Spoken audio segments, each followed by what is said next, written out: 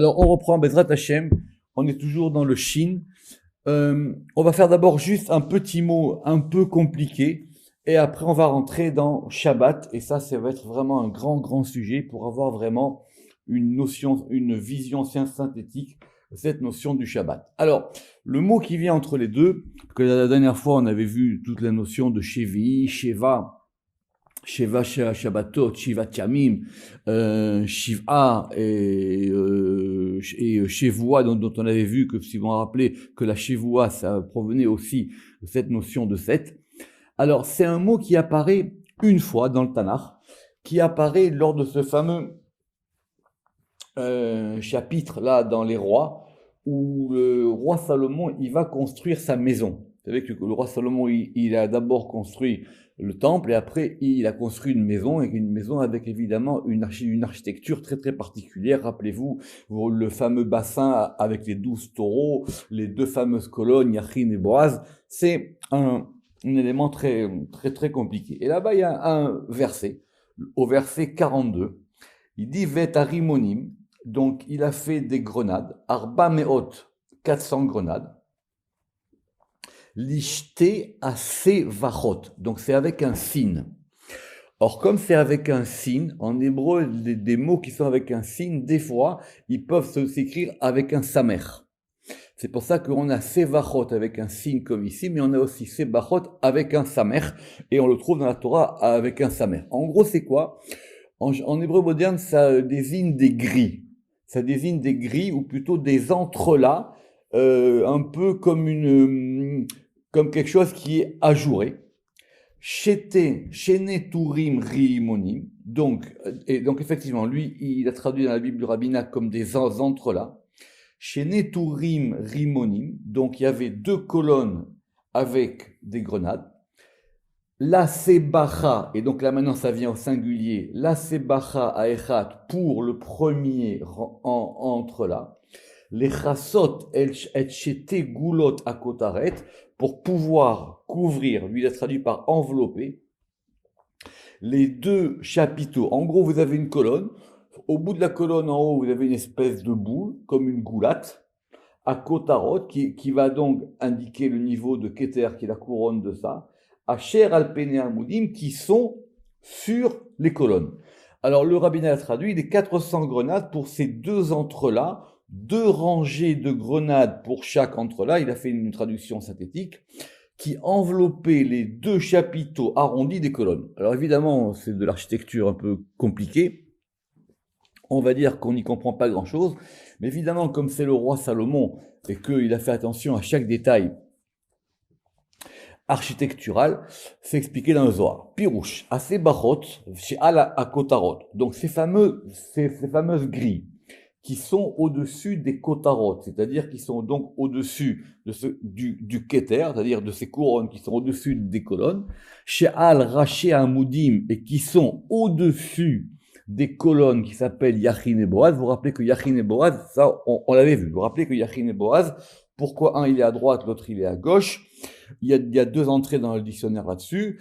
Et pourquoi un il s'appelle Yachin, ça veut dire qu'il préparera. Boaz, il a en lui la force, Netzacheot, tout ça on l'a déjà vu dans le dictionnaire. Donc, ces deux colonnes qui sont Netzacheot, Ve'od, Ve'akotarot, She'al Rachem, et donc au-dessus de ces colonnes, il y a des espèces de couronnes qui correspondent à Gedula et Gevura. Pourquoi ? Parce que Gedula et Gevura, vous voyez bien qu'elles sont au-dessus de Netzacheod. Shema Kotarot al Raché Netzacheod, Ve'al Raché a Kotarot Aelu, et au-dessus de ces Kotarot, on a encore deux niveaux qui sont donc Chorma et Bina. Et c'est ça les Sebachot. Donc il a fait une architecture spéciale. C'est dans la maison, hein, c'est pas dans le temple, dans la maison du roi Salomon, où il a effectivement reconstitué l'ordre séphirotique par rapport aux colonnes.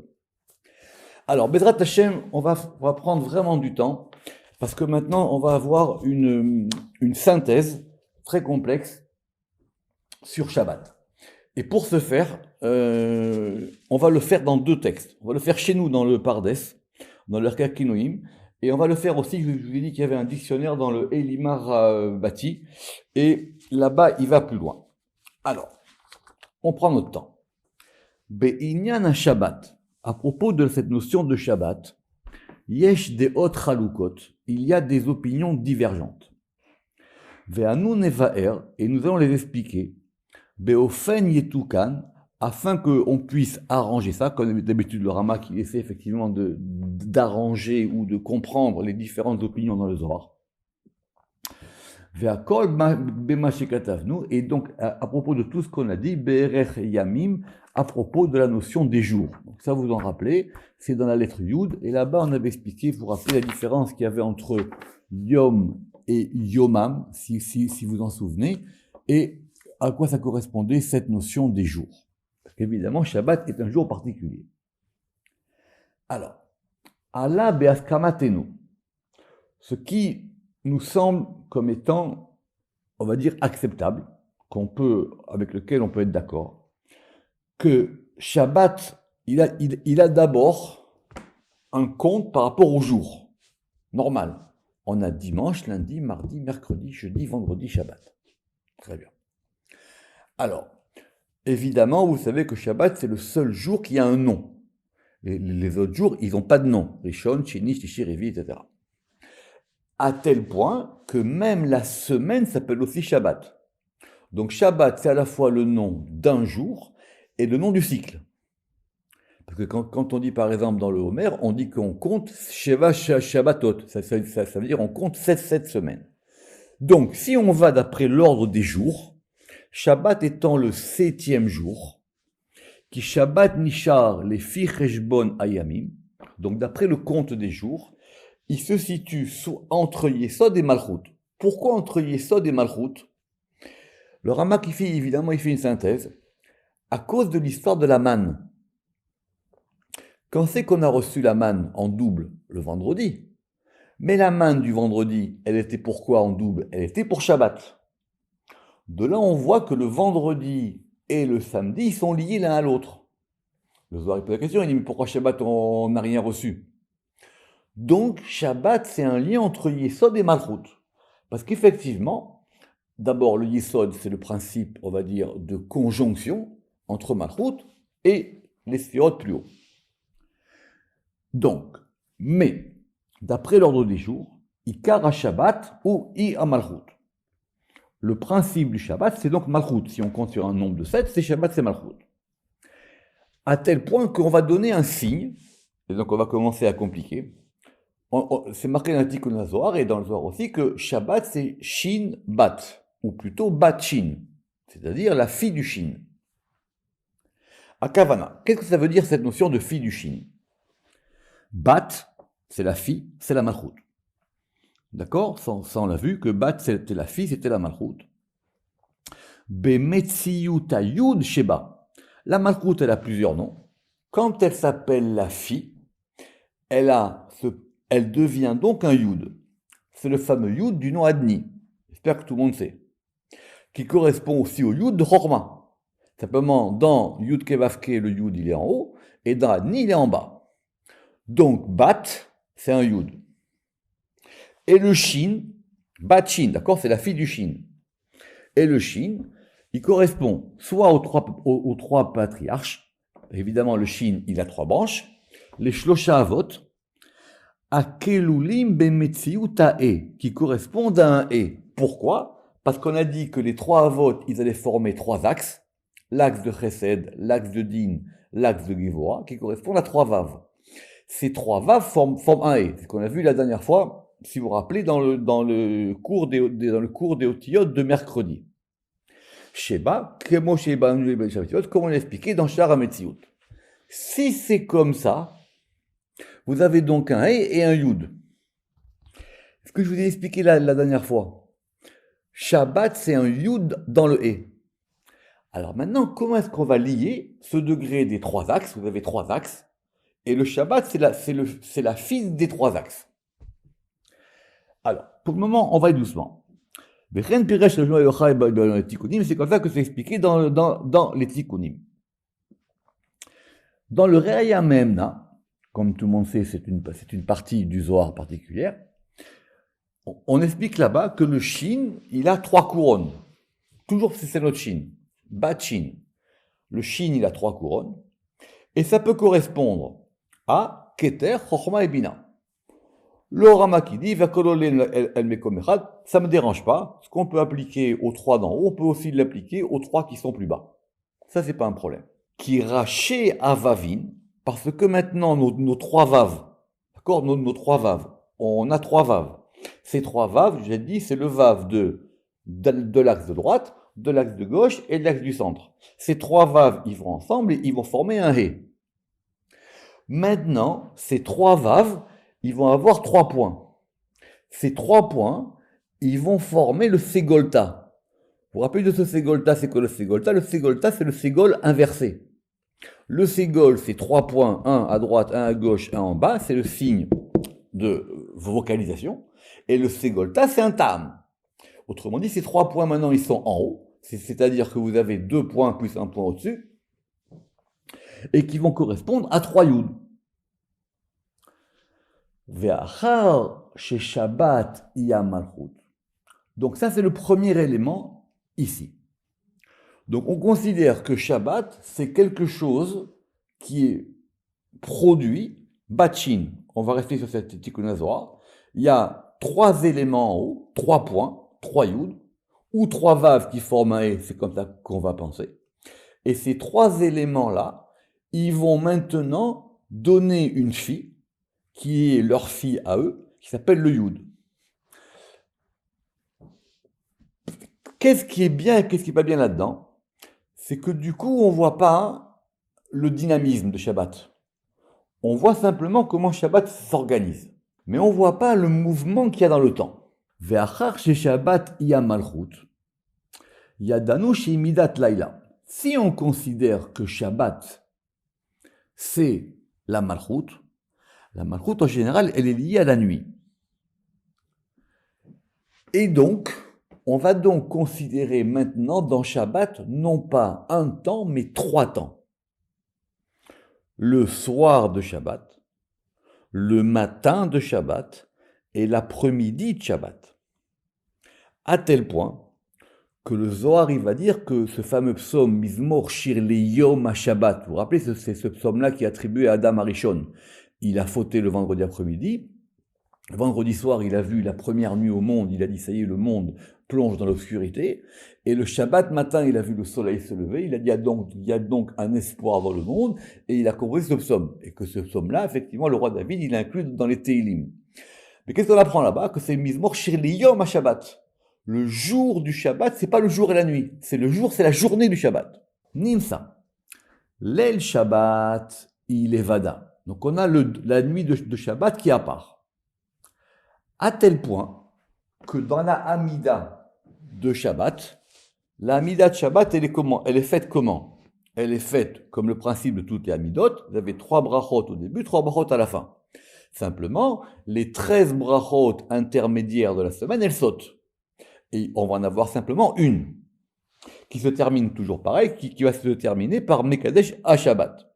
Mais la prière du vendredi soir n'est pas la même que celle du Shabbat matin, qui n'est pas la même que le Shabbat après-midi.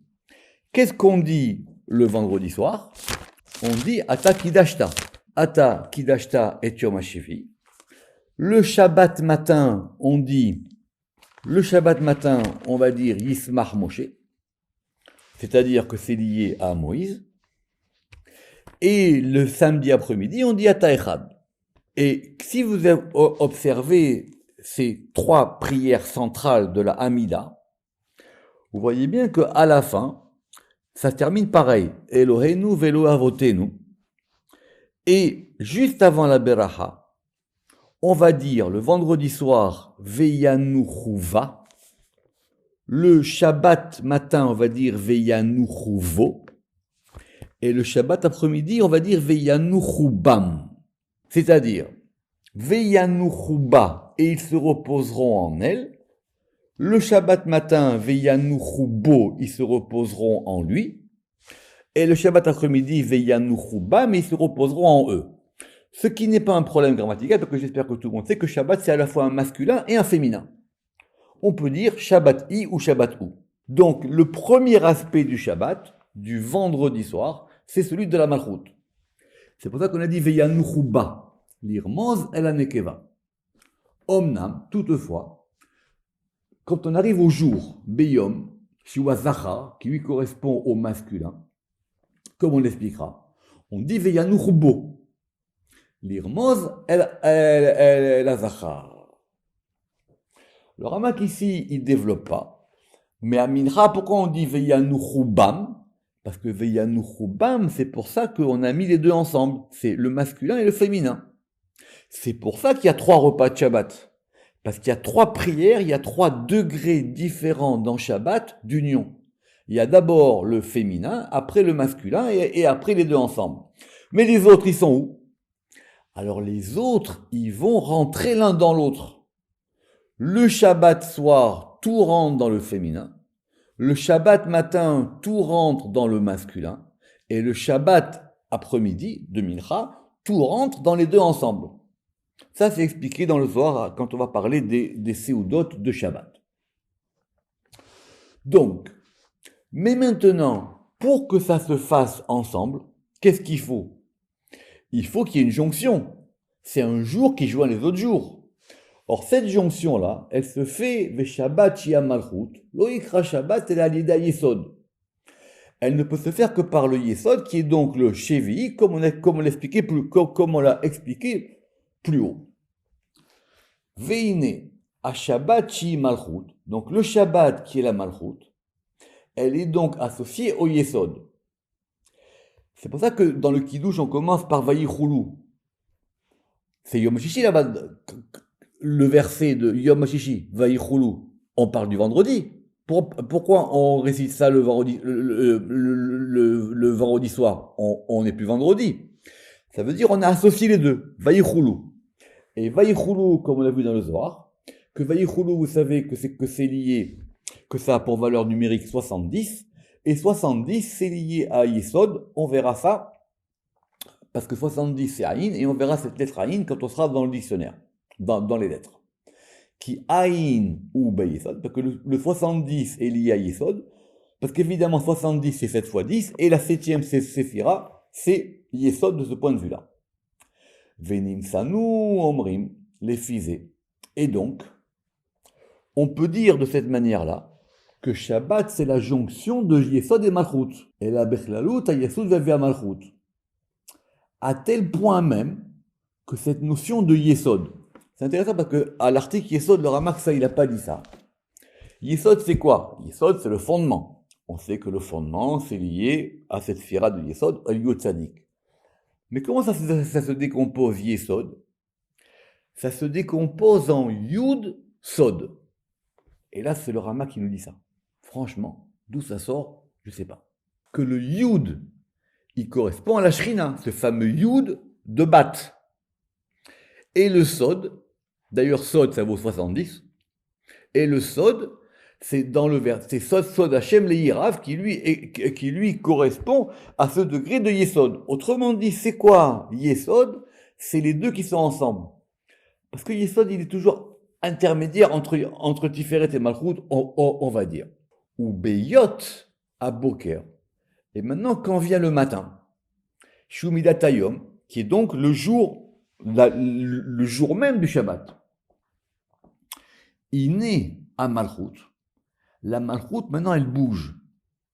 C'est elle, le Shabbat. Elle va monter, Ola, Leitiached im Shabbat Sheni, pour pouvoir s'unifier avec un deuxième Shabbat qui est Tiferet. Et c'est pour ça qu'en fin de compte, ce sont 2 Shabbats en un. La vérité, c'est même 3 Shabbats en un. Beyichud Gamo. C'est la raison pour laquelle dans la Hamida de Shabbat midi, on a dit quoi? Yismach Moshe, le matin. Parce que pourquoi? Parce que Moshe, comme tout le monde le sait, que Moshe, il est dans le secret de Tiferet, on l'a vu la dernière fois. Et maintenant, quand on a uni ces 2 degrés ensemble, c'est-à-dire le Shabbat soir et le Shabbat matin, ou Beyotam Meyuchadim Shneem, Ya'alu Leitater Bamidat Abina, ils vont maintenant monter ensemble dans le degré de la Bina. Or, le degré de la Bina, elle s'appelle comment? Ça s'appelle le grand Shabbat, le Shabbat Sagadol. Pourquoi elle s'appelle le grand Shabbat? Alors évidemment, le Shabbat Sagadol, en général, c'est le Shabbat d'avant Pessah, mais c'est aussi parce que Pessah, c'est lié à la Bina, parce que c'est un Shabbat qui a un degré plus haut. Autrement dit, le Rizal il dira que c'est pas si compliqué que ça. C'est la malchut qui remonte dans Bina. Ve'aleanu omrim nishmat kol chai. C'est pour ça qu'on a mis ce fameux nishmat kol chai. Parce que ce nishmat kol chai, ça veut dire que c'est le degré de la neshama. Parce qu'évidemment, chacun des moments de Shabbat, ils vont correspondre aussi, comme ça sera expliqué plus tard, à un degré d'âme supplémentaire qu'on va recevoir. À chaque repas, à chaque tfila, Shabbat, on va avoir un degré supplémentaire. En tout cas, c'est le degré de Neshama pour le matin. C'est pour ça qu'on a rajouté cette prière de Nishmat Kol Chai. Shei Neshama, Shei Mimena, a Neshamot, Atsulot, parce que c'est d'elle que proviennent les Neshamot. Alors, si c'est comme ça, qu'est-ce que ça veut dire la notion de Shabbat, Shabbaton? Alors, Shabbat, Shabbaton, ça apparaît dans la Torah, d'abord pour Kippour, ça c'est connu, mais ça apparaît aussi pour les fêtes. Pourquoi est-ce qu'on a besoin de dire deux fois Shabbat, Shabbaton? Alors, Shabbat, on a déjà dit que c'était Malchut. Shabbat, Nikreta Malchut, que des Pirachnu. Et Shabbaton, c'est quoi? C'est la Bina. Pourquoi Shabbaton, c'est la Bina? Parce que c'est facile, il dit le Ramak. Shabbat, c'est la Malchut. Shabbaton, c'est quoi? C'est Shabbat, Vav et Nun. Vav, c'est Tiferet. Et Nun, c'est la Bina. Nimsa Shabbaton Klalut, Gimel Shabbaton Babina. C'est pour ça que maintenant on comprend que Shabbaton, ce sont 3 Shabbats dans la Bina. C'est pour ça que Kippour, ça s'appelle Shabbat, Shabbaton. Simplement, ça monte tellement haut dans la Bina que du coup, tout le principe de Onek Shabbat, il disparaît. C'est pour ça que Kippour, c'est un Shabbat avec 5 interdictions, avec un hé. Parce qu'on est monté dans un degré où, comme le Ramak l'a expliqué, il n'y a plus de notion ni de manger, ni de boire, ni de réjouissance. Ou beyot ayichud azeh, mishlosha midot alelu. Et donc maintenant, comme on a mis tous ces 3 degrés ensemble, ine, yityardu al yedea bina. Et donc maintenant, ça va être unifié dans bina, chochma et keter. Par tiferet, qui correspond aux 6 extrémités, les Vav Ketzavot, et la Malchut elle-même. Et donc c'est pour ça qu'on a dit Shabbatot. Arbé. C'est quoi cette notion de Shabbatot Arbé? Il y a un principe de Pikuach Nefesh dans Shabbat. C'est quoi Pikuach Nefesh? C'est que quelqu'un qui est en danger vital Shabbat, non seulement on peut transgresser Shabbat pour lui, mais on considère que ça s'appelle maintenant le fait de respecter Shabbat. Ça c'est connu. Mais la Gemara là-bas elle dit quoi? La Gemara elle dit pas comme les gens ils pensent que c'est pour la vie. La Gemara elle dit, on lui dit qu'on préfère profaner un Shabbat pour qu'il puisse faire d'autres Shabbats. On profane un Shabbat pour lui au nom des autres Shabbats qui vont venir. Parce que si on ne s'occupe pas de lui ce Shabbat, alors peut-être ça sera son dernier Shabbat. Alors on dit c'est pour faire d'autres Shabbats. Et là il y a marqué Shabbatot Arbé. C'est quoi Arbé? C'est que chaque Shabbat en lui, il a plusieurs Shabbats. C'est ça que le Ramak ici veut dire. Vezeu eskamatenu binyan Shabbat. Et c'est ça maintenant où nous en sommes à propos de cette notion de Shabbat. Et c'est comme ça que c'est compris des paroles de Rabbi Shimon Bar Yochai. Simplement, ici, le Ramak, quand il écrit le Pardes, il est très jeune, vous savez. Alors, dans le Elima, il y a aussi un dictionnaire là-bas. Et là-bas, l'article Shabbat, non seulement il est plus court, mais il est encore plus précis. Ce qui est deux à la fois. Alors, je vous propose qu'on le fasse. Et là, vous allez voir une autre manière. Alors, Shabbat, Yesh Shabbat et Malé Shabbata. Il y a ce qu'on appelle la veille du Shabbat, le vendredi soir, qui correspond à Malchut, qui est la nuit. Mais maintenant, dans ce degré de Shabbat, ça veut dire quoi ce Shabbat? Shabbat, ça veut dire quoi? Shabbat, c'est un arrêt. L'ishvot, c'est un arrêt. En hébreu moderne, mais c'est même une grève. C'est-à-dire c'est une cessation d'activité.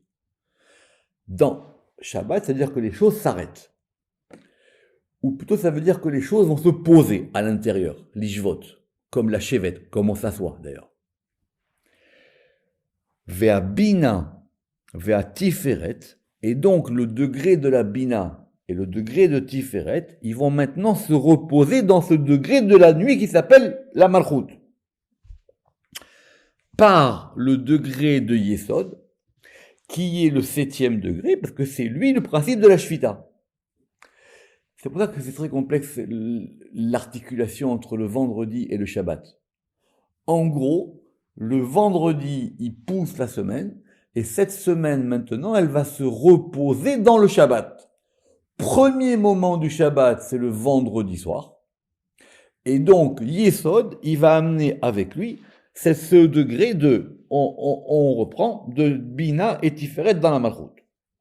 Maintenant, le Shabbat matin, ou Bayom Boker, ça bouge. Qu'est-ce qui se passe le Shabbat matin? Ya'alou à Tiferet ve'a Malchut yachad el Bina. Maintenant vont monter Tiferet et Malchut ensemble dans la Bina qui est le Shabbat du matin. Et toujours par le Yesod. C'est pour ça qu'on a dit là-bas Ve'yanu Chouba. Simplement, on a dit Ve'yanu Choubo. Ça, c'est une grande question.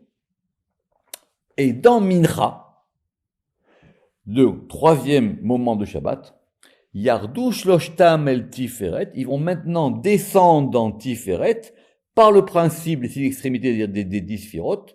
Et c'est pour ça que maintenant on dira que le Shabbat, il comprend 4 degrés, qui sont Bina, Tiferet, Yesod et Malchut.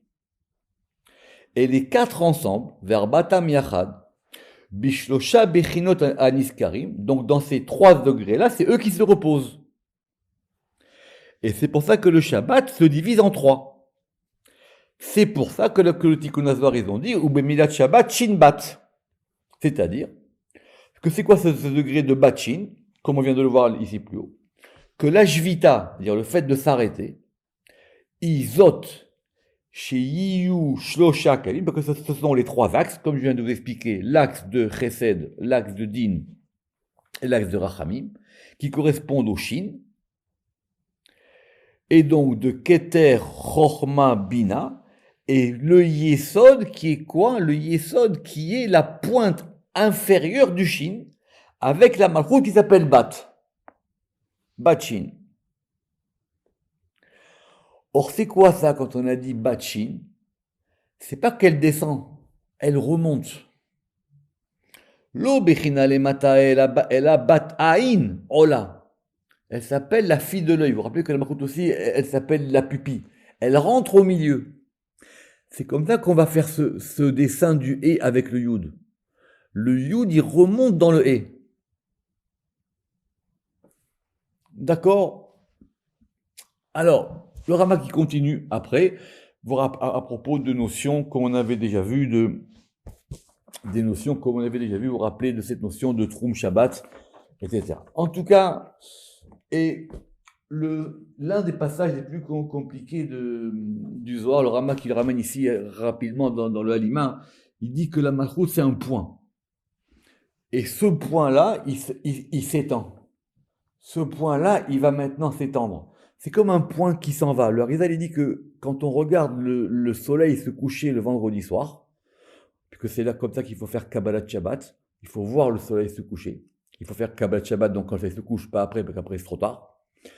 Et on voit ce point du soleil descendre, et on doit voir un autre point qui remonte.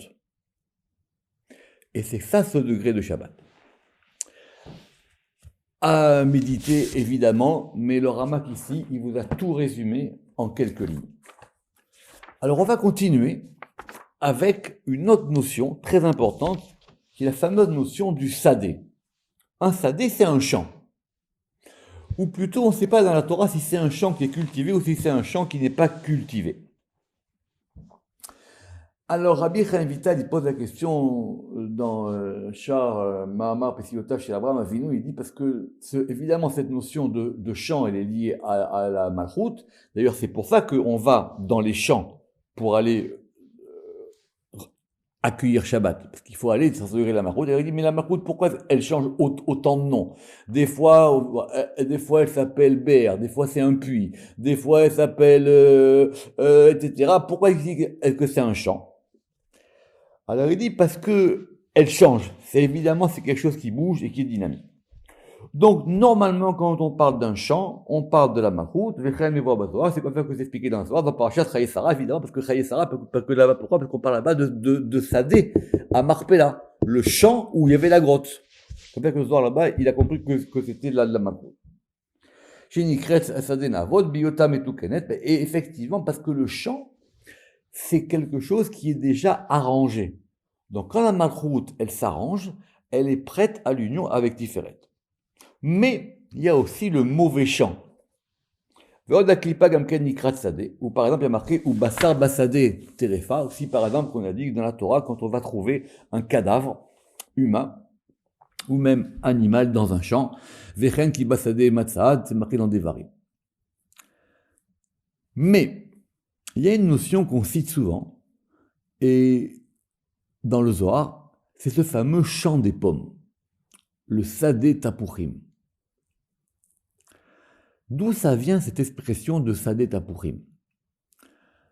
Alors, Rama qui dit il y a plusieurs explications. Yeshbo Pirouche. Anira qui kar mila azot. Donc, il dit le principe qu'on peut trouver, c'est que ce principe de tapouar, c'est lié à Tiferet. Pourquoi? Alors, vous savez que le Zohar sur cette notion des pommes, c'est très important. D'ailleurs, je pense qu'il y a un article pomme, d'ailleurs. Je sais pas, j'espère qu'il y a un article pomme, tapouar. Oui, tout à fait. On verra l'article pomme plus tard à Tapouar. Le Zohar là-bas, il explique que c'est marqué dans Shirachirim qu'est Tapouar, que la Shrina elle est comparée, ou en tout cas quelque chose de la Shrina c'est comparé à comme une pomme, pourrait être marqué comme une pomme et pas une pomme. Et là-bas, le Zohar il explique que la pomme elle a trois couleurs. Et Ken Mipne Shiukalul Migimel Gvanim. Et donc c'est quoi? C'est le rouge, le blanc et le vert. Évidemment, vous savez que le yarok du Zohar, c'est pas exactement notre vert à nous, on va dire c'est un vert un peu clair. Ça correspond à ces trois couleurs. Et évidemment, ces trois couleurs, ça va correspondre aux trois nuances de Tiferet, qui sont donc Chesed, Gvura, Tiferet, parce qu'évidemment, Tiferet, il synthétise les trois. Et c'est comme ça que c'est expliqué dans Rabbi Moshe. Simplement, dans le Raya Mehemna, il est marqué là-bas que Tiferet, il serait plutôt Erer Hapaim, il serait plutôt le long visage. Pourquoi?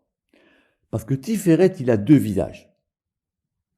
Il a le visage Pnea Chesed Besod Aloven. D'un côté, Tiferet, il correspond à la miséricorde, et donc au Chesed, il est blanc. Et il a le visage du Din, du côté du rouge. Or ça serait ces deux visages, ça correspond à deux pommes. Emkedmut shne tapuchim. Ze mitzadze ve ze mitzadze. Donc, première explication de Sde tapuchim, c'est le champ où il y a deux pommes. Il y a une pomme de chesed et une pomme de gvura. Ou mikra, ou mitamze. Et c'est pour cette raison que Tiferet, il s'appelle le champ des pommes. Parce qu'il a deux pommes. Mais dans le Zohar, dans Parashat Toldot, il est marqué là-bas que c'est la malchoute, évidemment, qui est le champ des pommes. C'est le champ dans lequel il y a des pommes. On veut dire que le champ, c'était malchoute. Ve'atam, qui nikret sadé. Évidemment, la malchoute, elle s'appelle sadé. Et toutes les pommes sont en elle. Toutes les pommes, ce sont elles qui lui donnent sa saveur. Or, c'est quoi les pommes? Ce sont les patriarches qui vont donner cet influx dans le champ. Mais le Rama qu'il a trouvé dans le Parashat Vayechi, une ligne de Zohar qui dit Kad Shalta Siara, lorsque va dominer la lune, Sde Tapuchi Mikre, elle s'appelle le champ des pommes. Or, si c'est la lune, c'est la malchoute. Vea malchoute nikret gamken Sede Anatot. Et la malchoute, elle va s'appeler aussi Sede Anatot, pour ceux qui connaissent dans le prophète. Parce qu'effectivement, Anatot, ça vient de Milachon, Ania, la pauvre. Et c'est comme ça que c'est expliqué dans le Zohar, dans Parashat Vayechi. Oui, alors, dans le Elima, évidemment, vous vous rappelez que qui est-ce qui priait dans un champ? Alors, qui priait dans un champ? Yitzhak, il a prié dans un champ. Il est marqué que Vayetse Yitzhak l'assoir Bassadé était lié à ce degré de la malchoute. Bon, c'est tout ce qu'on peut trouver sur cette notion de Sde Tapuchim. On verra si Dieu veut quand on arrivera à la notion des pommes, à la lettre Tav. Baruch Adonai Le'olam, Amen ve Amen.